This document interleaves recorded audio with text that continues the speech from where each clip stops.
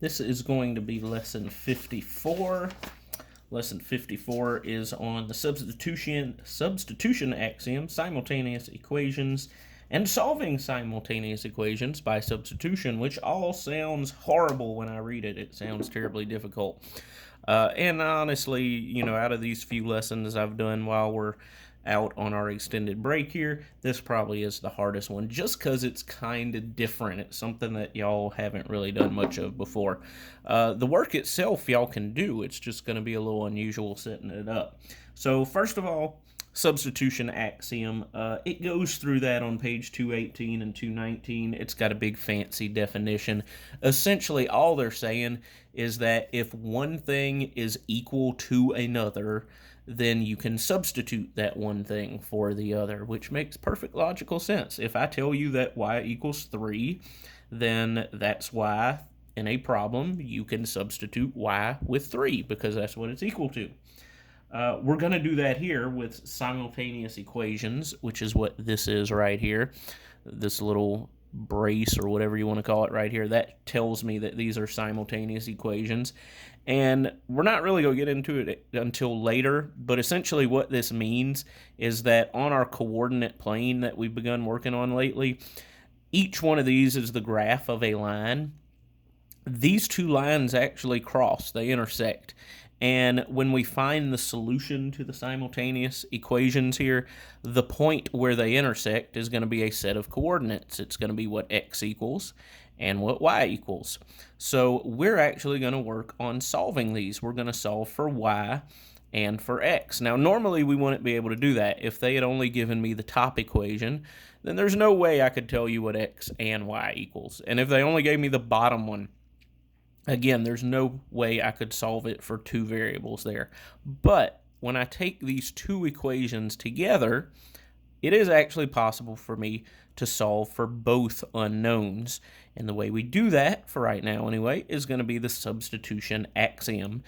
And as you can see, the second equation here tells me what x equals. Now, it's not as easy as it normally is. Normally it just says like x equals 3 or something like that. Well, this says x equals negative 3y plus 11. So it's not quite as simple as usual, but it's still telling me something, and that's good. Now, if x equals this, then what we just said, according to the substitution axiom, is that I can take what's equal to x and replace x with that thing. So that's what I'm going to do. I'm actually going to take this top equation, I'm going to rewrite it. I'm going to write it exactly the same except for x. X is going to be changed to what it is equal to. So observe, 2x. We're not putting x, though. We're putting what x is equal to. And we've been told x equals negative 3y plus 11. Okay, so we just substituted it. That's what we did. The rest of that top equation remains the same. So it's still 2. It's still essentially x, because we said x and negative 3y plus 11 are equal. They are the same thing. It's still minus y, and it still equals 1. But now I can solve this equation, because now there's only one variable in it. There's only one unknown thing. And I solve it like we've been doing all along now. I've got parentheses here, so I'm going to do distributive property. 2 times negative 3y is negative 6y. Then I'm going to do 2 times positive 11 and get plus 22. I'll still have minus y. I'll still have equals 1.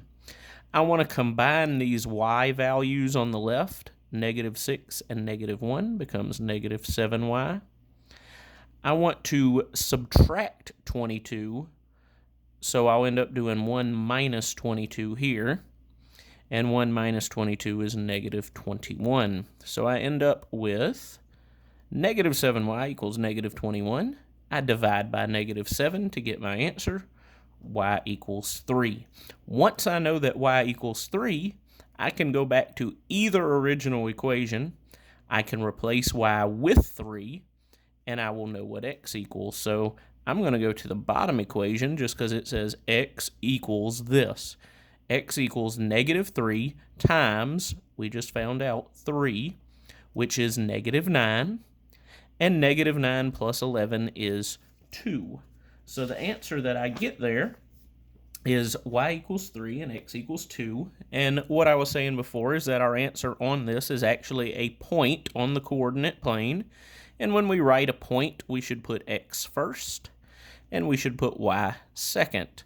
So that point, if I were to graph out both of these lines, they will intersect at that point on the coordinate plane. Now I'm going to do one other example. I'll actually skip to the last one they give on page 222. And it looks like this. It is 2x plus 3y equals 5, and they also have x equals y. All right, so this one's even actually a little bit simpler. X equals y, so in place of x up here, we're just going to substitute it with y.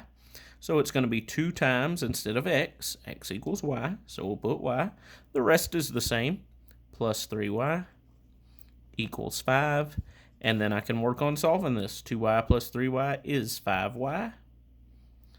If I divide, y equals 1, and if I know y equals 1, well then x also equals 1, because I just replace 1 with y there. So x also equals 1. So my answer on this one is 1, 1. So that is kind of new and kind of different. But, you know, it's like anything else. Practice makes perfect. So there are a couple practice problems there on page 222. In the lesson itself, it's got a couple of them as well. And remember, on these, you'll be solving for x and y. So hope this helps, and hope to see y'all soon.